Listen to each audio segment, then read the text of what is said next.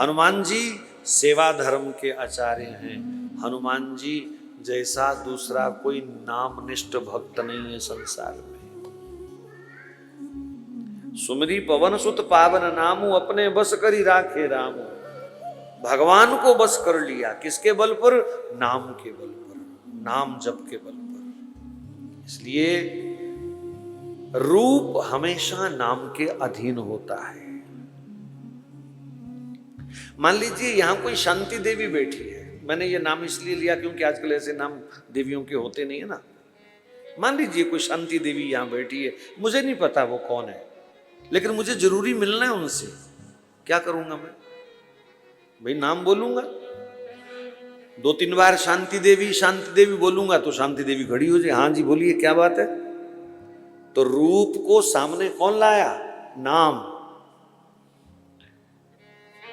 तो भगवान के दर्शन की, भगवान के रूप की अगर आपको इच्छा है, वैसे तो वो संसार के प्रत्येक कण में छुपा हुआ है, नहीं दिख रहा हमें, तो नाम पुकारेंगे तो रूप अपने आप प्रकट हो जाएगा। रूप नाम के अधीन होता है। फिर भी किसी को नहीं समझा रहा तो और सुनो, आपका जो मकान है वो कहते हैं ना मेरे नाम है? तो महिमा किसकी है?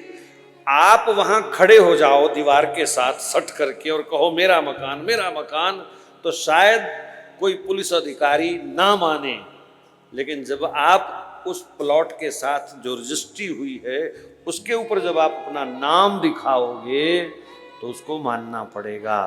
तो जब एक साधारण मानव के नाम की इतनी महत्ता है तो जगत के मालिक के नाम की कितनी महिमा हो सकती है, आप अंदाजा लगा लो। इसलिए सब शास्त्रों का सार भगवान नाम। सब छोड़ देना, पूजा नहीं होती कोई बात नहीं, तीर्थ नहीं होता कोई बात नहीं, लेकिन कभी भूल के भी भगवान का नाम मत छोड़ बैठना, फिर कुछ नहीं बचेगा। अगर नाम छूट गया तो तीर्थ छूट गया चलेगा, व्रत पूजा छूट गई चलेगा, दान पुण्य छूट गया चलेगा, लेकिन नाम छूट गया तो फिर कुछ नहीं चलेगा जी। फिर खोटा सिक्का है, किसी काम का नहीं, कहीं नहीं चलेगा। बाकी सब करो अपने अपने सामर्थ्य के अनुसार।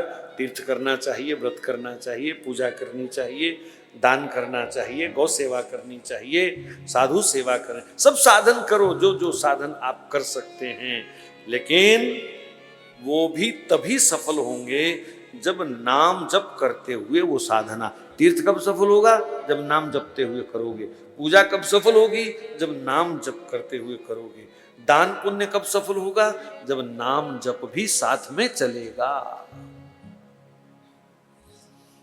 तो भगवान नाम की स्टैंप जरूरी है।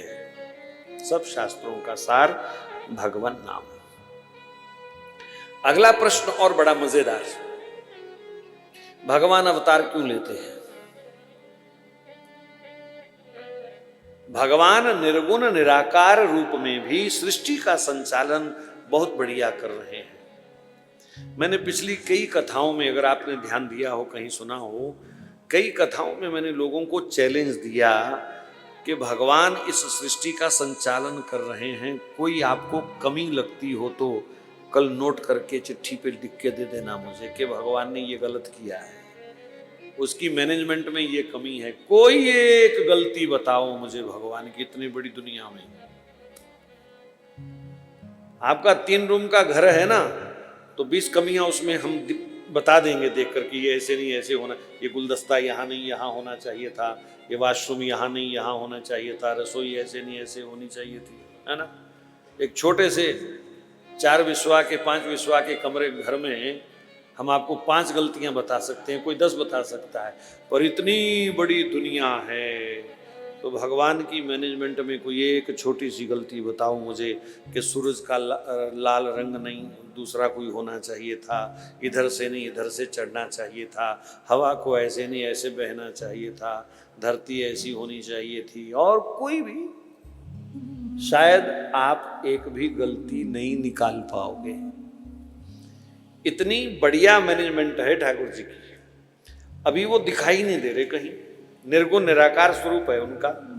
तो इसीलिए तो प्रश्न किया कि वो महाराज बिना दिखाई दिए ही इतना बढ़िया काम कर रहे हैं, तो ऐसा कौन सा काम है जो उनको अवतार लेके करना पड़ता है, जिसके लिए उनको धरती पर आना पड़ता है? भगवान अवतार क्यों लेते हैं? बहुत सारे लोग बहस करते हैं जी भगवान अजन्मा है, उसका शरीर नहीं है। अच्छा जी,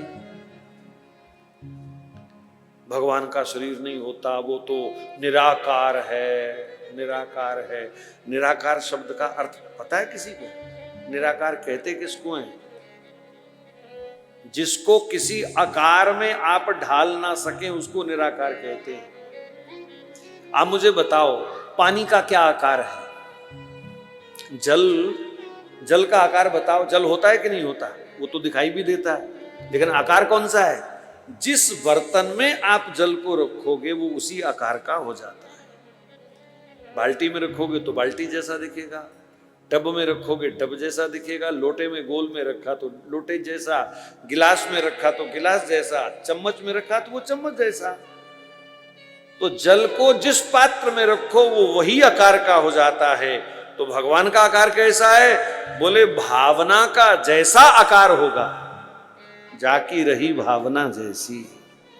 आपकी भावना का जैसा आकार है, जैसा स्वरूप है, वही स्वरूप लेकर के भगवान हमारे सामने प्रकट हो जाते हैं, उसी स्वरूप में हमें दिखाई देते हैं।